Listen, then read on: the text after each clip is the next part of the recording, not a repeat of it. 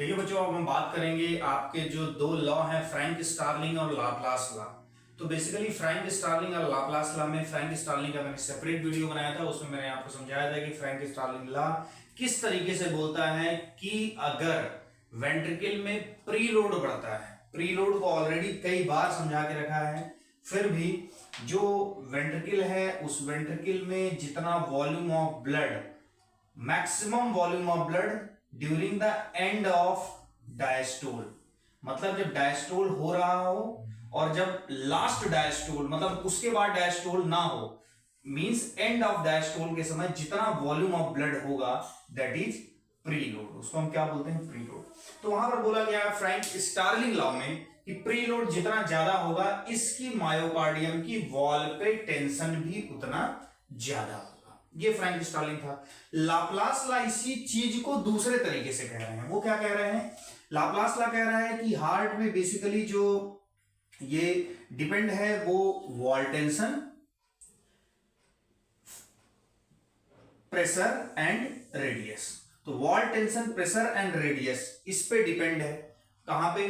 तो बेसिकली यहां पे जैसे हमने बोला कि आपका इस पे जो टेंशन है वो डिपेंड करती है कि प्रीलोड कम है या ज्यादा। कम है प्रीलोड तो टेंशन कम होगी, प्रीलोड ज्यादा है तो टेंशन ज्यादा होगी।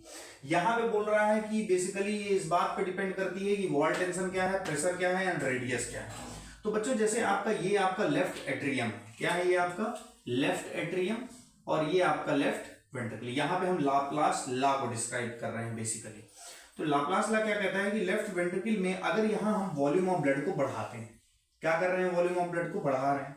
तो बच्चों जब वॉल्यूम ऑफ ब्लड को बढ़ाएंगे तो बट ऑब्वियस सी बात है कि इसकी जो जब यहां ब्लड ज्यादा भरेगा तो इस पे प्रेशर किधर लगेगा? बाहर की तरफ। तो इसका रेडियस भी क्या होगा? बढ़ेगा।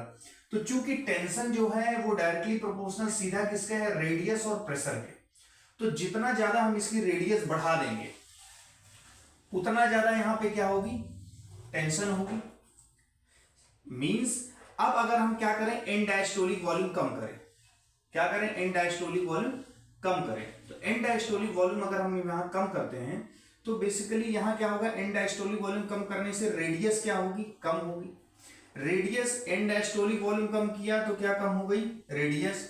रेडियस कम होने से अब देखिए कोई चीज ऐसी है और कोई चीज ऐसी है, तो आप क्या बोलोगे? प्रेशर कहां ज्यादा है? इस वाले में। तो जब रेडियस कम होने से क्या बढ़ गया? प्रेशर बढ़ गया। जब यहां पे प्रेशर बढ़ा तो जो इस पे टेंशन होगी वो टेंशन क्या होगी? कम हो जाएगी। ऑटोमेटिकली क्या हो जाएगी? टेंशन कम हो जाएगी। तो यही करना था हमको। लाप्लास लॉ क्या कहता है कि अगर हम किसी का एंड डायस्टोलिक वॉल्यूम बढ़ाते हैं तो रेडियस क्या होती? कम होती है। और कम रेडियस में प्रेशर क्या होता है? बढ़ जाता है। प्रेशर बढ़ जाता है जिसकी वजह से उसके मायोकार्डियल फाइबर में टेंशन कम होती है। इसको और दूसरे तरीके से समझिए। जैसे आपके पास ये दो चेंबर है, राइट? एक ये है और एक ये है। अब लाप्लास लॉ के अकॉर्डिंग जिसमें रेडियस कम है, इसमें रेडियस क्या है? ज्यादा है। तो जिसमें रेडियस कम है उसकी वॉल में सफिशिएंट जो यहां पे, पहली बात तो यहां प्रेशर ज्यादा होगा, राइट? यहां पे प्रेशर क्या होगा? कम होगा। अब इसकी वॉल में यहां पे वॉल्यूम ऑफ ब्लड को इजेक्ट करने के लिए टेंशन को क्या जनरेट करना पड़ेगा? कम जनरेट करना पड़ेगा।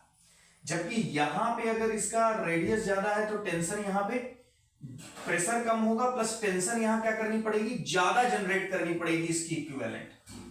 बात बराबर है? मींस जितना बड़ा एरिया होगा उसकी वॉल में उतनी ज्यादा टेंशन जनरेट करनी पड़ेगी सेम प्रेशर के लिए।